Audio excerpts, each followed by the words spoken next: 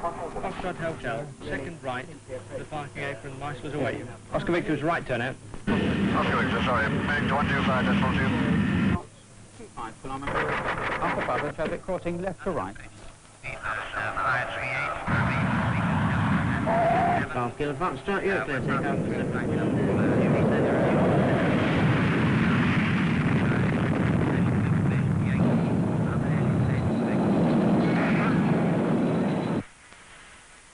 Few passengers, if any, in this plane realize that air traffic control depends absolutely on the speed, accuracy, and capacity of its communication systems.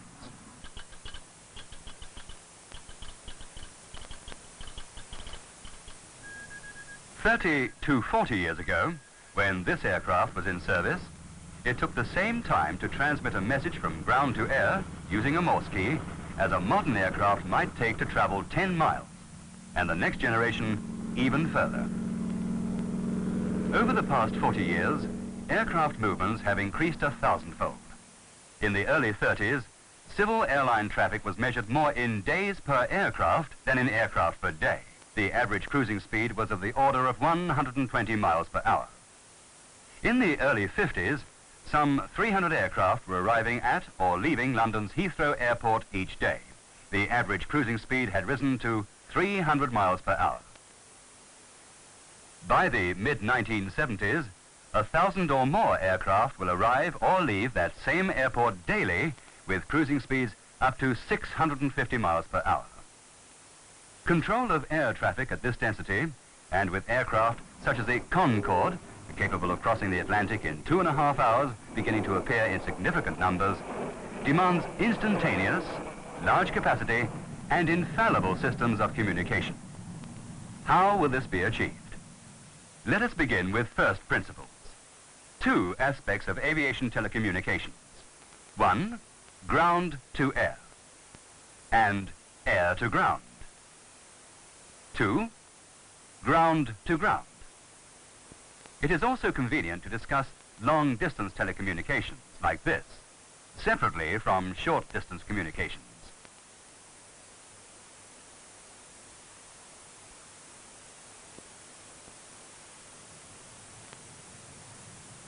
Both VHF, which is short for very high frequency, and UHF, ultra high frequency, are used for short-distance ground-to-air communication.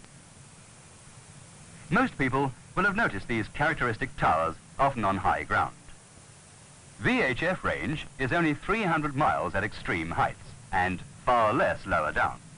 Hence, there is need for a network of VHF and UHF stations covering the British Isles. The air traffic control centres at London, Preston, and Prestwick are connected to these stations by landline and radio link. An aircraft flying from Glasgow to London, having initially been in local VHF contact at the airport, reports to each control centre in turn via a succession of VHF stations. Scottish Airways, this is Beeline 5023. 023, good morning. Good morning, 023 is passing 170, climbing to 210, estimating New Galloway at 12, over. Scottish Beeline 023, we're at New Galloway at 12, flight level 210, estimating Dean Cross 16, over. Roger, 023, thank you.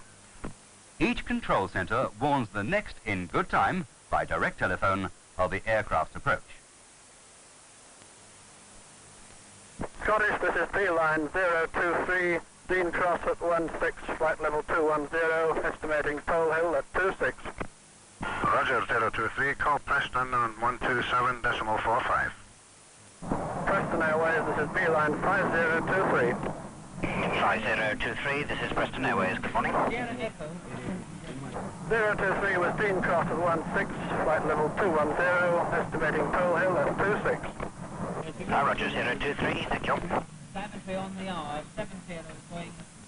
On leaving the Preston area, the aircraft is passed over to the London Control Centre, where it will be handled by the appropriate sector controller until it reaches the terminal control area around London. London, Beeline 5023, over. Beeline 5023, London, go ahead. Roger, 5023 was over Daventry at 20 at flight level 230 for London. Roger, 5023, descend to flight level 50, routing Amber 1 Bovingdon, landing 28 left at London, report passing flight level 100, over. 5023, roger. Next, the pilot makes contact with the radar controller at London Airport. China 5023, radar, squawk Alpha 5 for 5, please. Alpha 5. Finally, he comes under the control of an aerodrome controller in the tower. London Tower, Beeline 5023, good morning, established 28 left. 5023, report the aftermarker, 28 left, 35010 knots. Multiply all this speech time by several hundred for all the aircraft in flight over the United Kingdom, add the predicted increase in air traffic, and you have some idea of the magnitude of the communications problem confronting the National Air Traffic Control Service. To keep pace, automation is being introduced increasingly into air traffic control. Also, more and more sophisticated display systems, such as this radar aerodrome surface movement indicator. Mike Bravo, Tango, Tango, down. Yeah, yeah.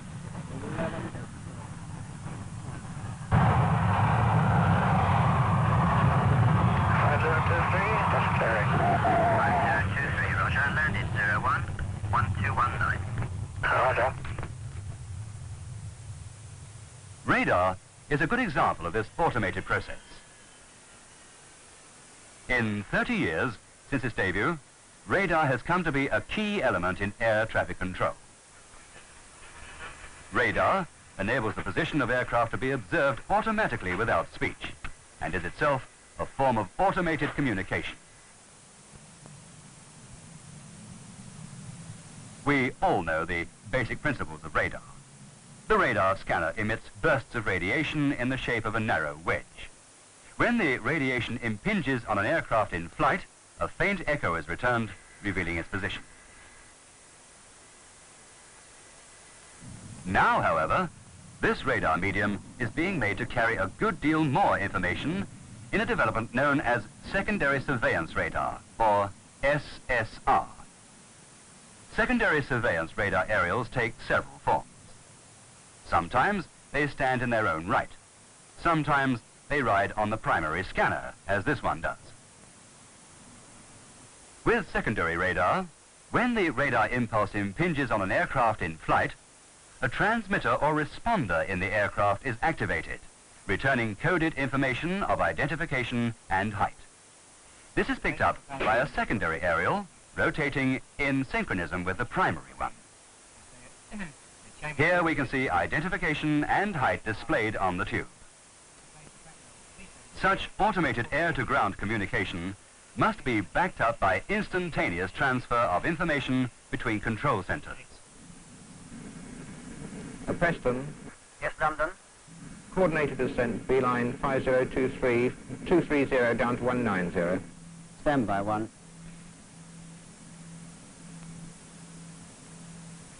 Beeline 5023 is re-cleared then at 190. Roger. Alors, VC Paris. Will you accept Beeline 387 at 180, please? Yes, Paris. That's Beeline 387, is that correct? Fine, just hold on one. Can we put him down for flights of level 200 to 180? Yes, that's okay. Paris, yes, that's okay. Merci Londres, bye-bye. These conversations between controllers at different centers are conducted over a system of direct control desk to control desk telephone circuits, augmented by special telephone exchanges interconnected to form an operational telephone network. This system, together with the telegraph system, which we shall see later, is still too slow to cope alone with the air traffic of the future. Computers, as well as taking much of the donkey work out of the system, will provide high-speed communication of processed flight planning data within and between air traffic control centers.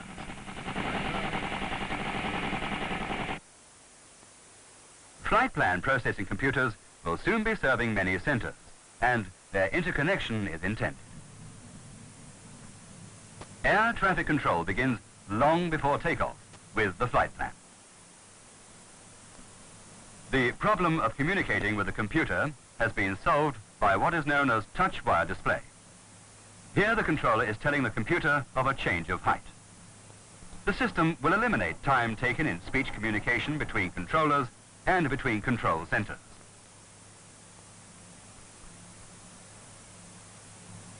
With the touch wire display system, a flight plan can be revised instantaneously at any stage during a flight with minimum disruption. Seabird 043.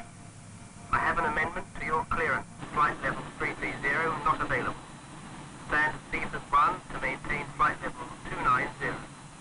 Climb on radar 128.7.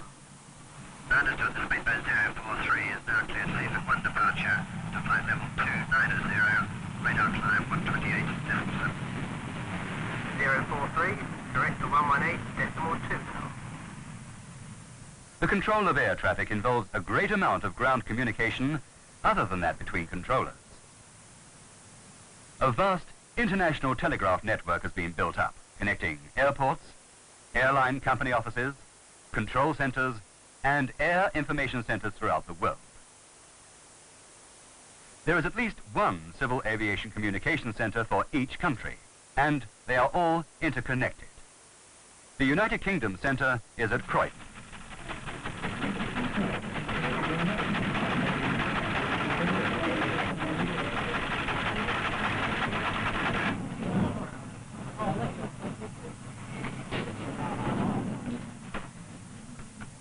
Croydon handles 40,000 civil aviation messages every day. Until 1970, the vast traffic flow was handled manually. Now, the whole job is done by computer. The Aeronautical Fixed Telecommunications Network is, of course, an exclusive civil international aviation network. It is paralleled on the military side by RAFAN, Royal Air Force Air Move Network, equally complex, serving several hundred subscribers and tying in with similar military networks in other Allied countries.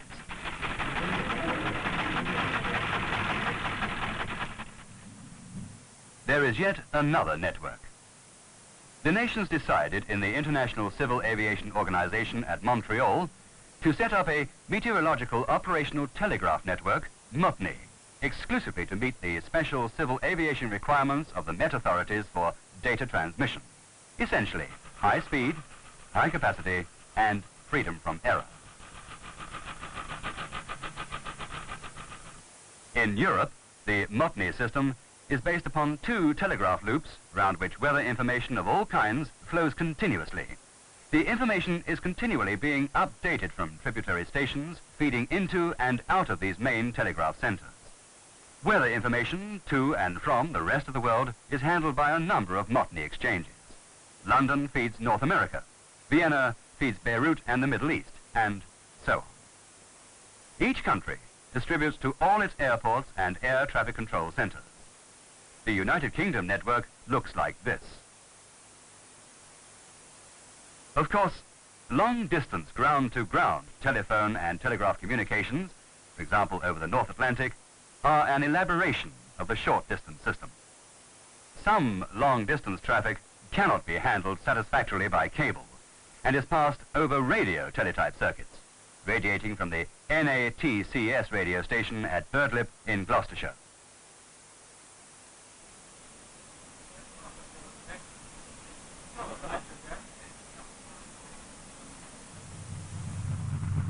The aerial systems cover many acres and link with the transmitters and receivers, which are, in turn, connected back by landline to Croydon AFTN Centre. Long-distance ground-to-air communications, on the other hand, present a different aspect. Prestwick Oceanic Control Centre is served by the radio station at Shannon. Owing to the limited range of VHF, HF is used, but this is liable to fading and distortion. This aircraft is not being heard by Gander, the Canadian Control Centre in Newfoundland.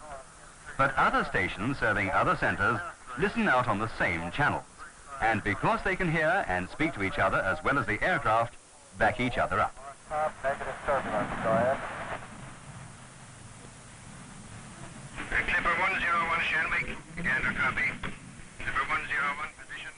This message, destined for Gander, has been heard by the Shannon operator, who, upon reading it back to the aircraft for accuracy, is in effect relaying it direct to Gander. 07. Fuel remaining at 9,000. And roger on the weather. But the pilot might well have been asking Prestwick Oceanic Control Center for a change of flight level. Shamrock 104 requesting rate clearance to flight level 350. Shamrock 104, Shamrock requesting re-clearance flight level 350. Stand by, please. In which case, the communicator would pass the request by automated teleprinter link to Prestwick Oceanic Control Room. Here, the Air Traffic Control Center would study the request against their knowledge of the operational situation, and a reply would be sent over the reverse route.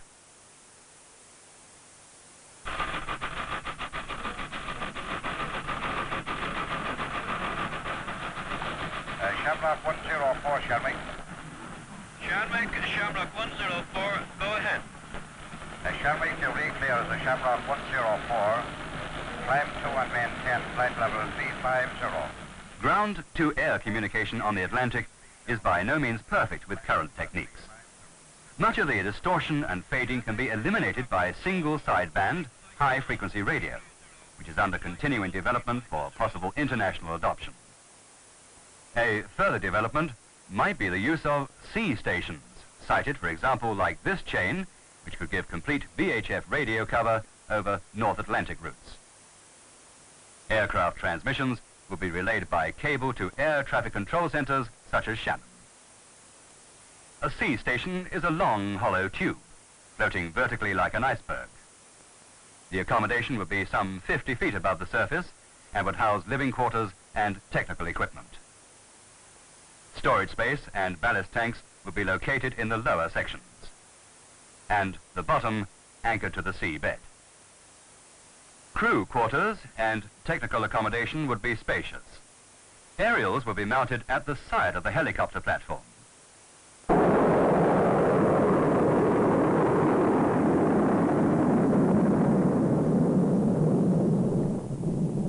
Another scheme is for a satellite launched by rocket to be in synchronous orbit, which would provide a radio relay station for air-to-ground communications over the Atlantic. But for either of these systems, international agreement would have to be established.